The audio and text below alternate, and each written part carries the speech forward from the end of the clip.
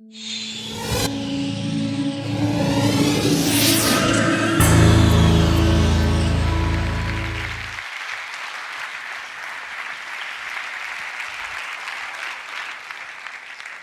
je suis dessinateur de presse. Alors, je ne sais pas pourquoi, en général, quand je dis ça, les gens me demandent « à part ça, vous faites quoi comme métier ?» Alors, je vous assure, il y a des gens qui sont payés pour dessiner. C'est un job, on a le 13e salaire, les congés payés, c'est vrai. Donc, j'observe le monde, je dessine sur l'actualité. Là, je vous ai observé, et puis je vous ai dessiné. Ça, c'est vous. Ou bien moi. C'est un homme ou une femme... Non, c'est pas vraiment une femme. C'est un homme des temps modernes, c'est un homo modernus. C'est un tedster, en fait. Et le tedster, on le reconnaît à son PC. Hein. On pourrait rajouter un ou deux petits gadgets là. Comme ça, c'est mieux. Voilà. J'ai envie de vous poser la question. Combien d'entre vous lisent leur email professionnel le week-end? Levez la main. Soyez pas timide. D'accord, donc c'est bien ce que je pensais. Ça, c'est vous. Puis voilà votre patron. Il est sympa, le patron. Je ne vous pose pas la question pour les vacances. Hein. Les vacances, ça vous dit quelque chose? Vous savez, décrocher, aller à la plage, passer des bons moments en famille. Oui, ça, c'est la vie qu'on mène. Et qu'est-ce qui fait que l'homme moderne, justement, a tellement de mal à décrocher? Qu'est-ce qui fait qu'il a tellement de peine à couper le cordon du modem? Mais c'est parce qu'on est né avec les technologies. Enfin, je triche un peu sur mon âge, mais oui, on est né avec les technologies. On en a tété déjà au biberon. C'est mignon. C'est comme Julian Assange. Ce type-là, c'est un hacker né, Julian Assange. Rien n'arrête Wikileaks. Enfin, si, on l'a arrêté quelques jours à Londres. Mais ça ne va pas être facile de le garder en prison. Je ne voudrais pas être à la place de ceux qui vont essayer de le faire taire et de le garder enfermé.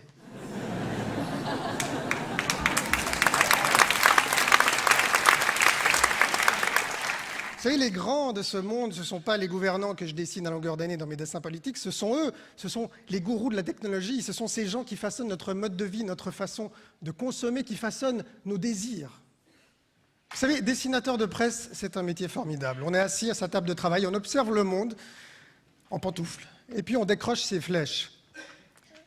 Moi, très vite, j'ai ressenti le besoin d'aller voir les situations que je dessine, d'aller voir les gens et les lieux qui apparaissent dans mes dessins. Je suis donc devenu, en parallèle de ce métier de dessinateur de presse, je suis devenu reporter, dessinateur. Et c'est de ça dont j'ai envie de vous parler aujourd'hui, parce que je suis persuadé que le dessin, au service du reportage, a un bel avenir. Par exemple, prenez les attentats contre les tours du World Trade Center à New York. Comment rendre compte d'un pareil événement aussi émotionnel par le dessin de presse? Ce jour-là, il n'y avait pas de bon dessin, parce qu'il manquait la distance nécessaire à toute bonne caricature. Donc, quelques jours après les attentats, 10 jours après, je me suis rendu à New York. Moi, j'avais aussi des raisons personnelles. J'ai vécu dans ce quartier. Ground Zero, c'était mon quartier. Et j'y suis allé pour faire un reportage en bande dessinée. Je vais vous montrer typiquement comment mes employeurs publient ces récits en bande dessinée. Voici Le Temps de Genève. Alors, en l'occurrence, c'est un reportage ici qui était à Gaza pendant la guerre de 2009. Et vous voyez, 3 pleines pages. Souvent, les 3 premières pages du journal sont consacrées à ces récits. Et le International Herald Tribune, qui est un autre de mes employeurs, me donne aussi un espace qui est assez conséquent, une demi-page du journal américain. Donc j'y suis allé à New York et je vais vous montrer Ground Zero, 10 jours après les attentats du 11 septembre. On peut se rapprocher un petit peu. C'est un décor de film d'apocalypse, évidemment. Il y a des soldats dans les rues de New York, il y a des touristes complètement hébétés. Ici en haut, vous voyez des taxis jaunes, des cyclopousses qui remplacent les taxis jaunes parce que les voitures ne peuvent plus circuler à Manhattan. Des bonzes venus tout droit du Japon pour conjurer la fin du monde. Et puis des évangélistes qui, bien sûr, en profitent pour évangéliser. Et si on se rapproche encore un petit peu,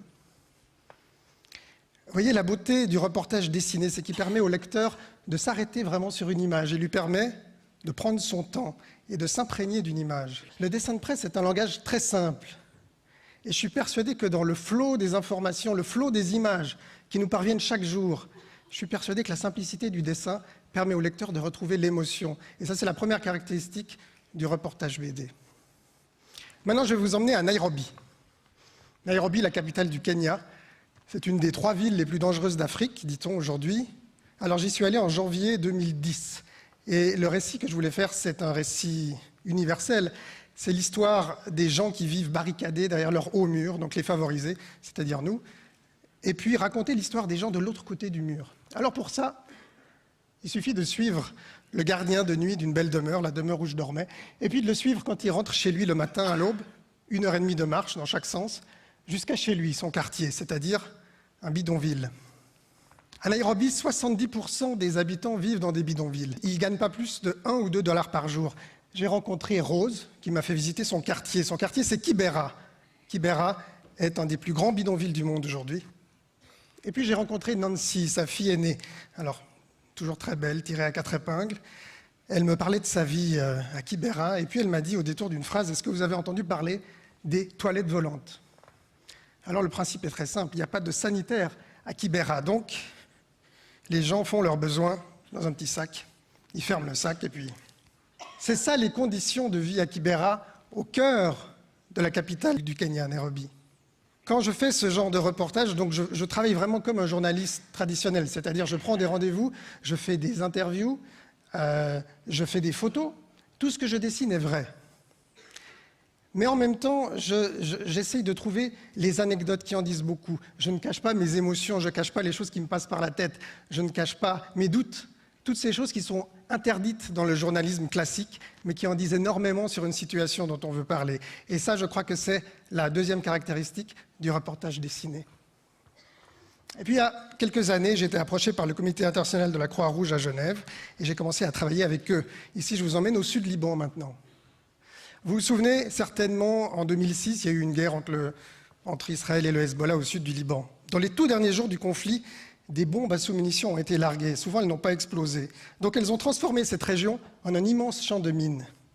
J'y suis allé en 2009, 2 ans et demi plus tard, pour raconter comment les gens continuent de vivre dans la peur de ces explosifs. Des gens sont mutilés tous les jours en sortant de chez eux, en allant dans leur jardin, simplement. Comme par exemple Racha. Racha est une adolescente de 19 ans. Alors, dans le cas de Racha, c'est la bombe qui est entrée dans la maison. Son père ramenait un sac de thym. Il en récolte, la famille en fait des bouquets pour les vendre. Et Racha a puisé dans le sac. Elle a senti un objet froid, et puis elle l'a lâché. La bombe a explosé. En fait, ce que j'essaye de raconter, ce que j'essaye de montrer, c'est les implications de la grande actualité dans la petite vie des gens ordinaires. Je crois que vraiment la bande dessinée a cette capacité de prendre le lecteur par la main, de l'amener dans un terrain où peut-être il ne serait pas allé, peut-être vous n'auriez pas lu une histoire sur Kibera ou sur le sud Liban, et puis de lui faire voir l'humain. C'est-à-dire de lui faire voir l'humanité derrière l'actualité.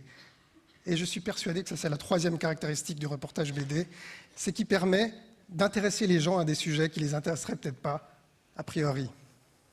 Alors, ce n'est pas seulement dans la presse, bien entendu.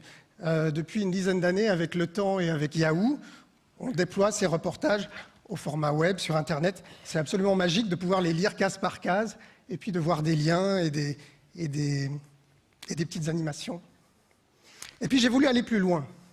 Je me demandais comment amener ce langage très simple à la télévision. Donc ce qu'on a fait avec le CICR et en coproduction avec la télévision suisse, on a fait le premier reportage pour la télévision. Je vais vous en montrer un petit extrait.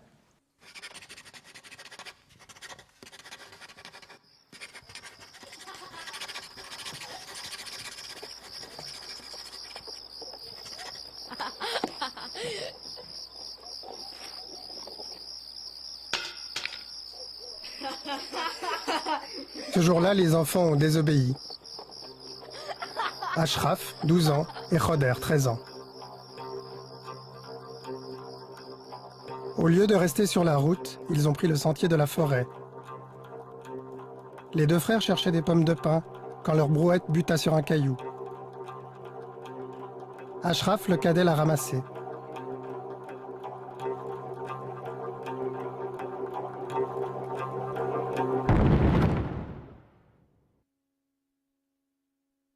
Ce que les enfants ont rencontré sur leur chemin n'était pas un caillou. Ashraf est mort. Son frère, touché au ventre, a survécu.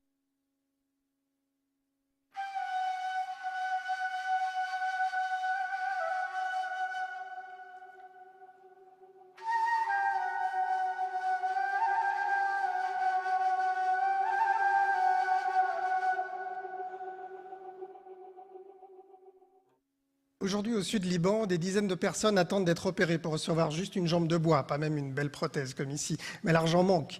Et aujourd'hui, le déminage n'est pas terminé. Et l'argent manque aussi. Donc j'espère que ce film, qui va donner une nouvelle visibilité au reportage dessiné, pourra mettre en lumière cette réalité. Et je crois que le dessin, dans sa simplicité, que ce soit dans la presse, que ce soit sur le web, que ce soit maintenant en télévision, je crois que le dessin peut nous aider à l'avenir à raconter le monde, un monde qui est de plus en plus compliqué. Et je vous remercie.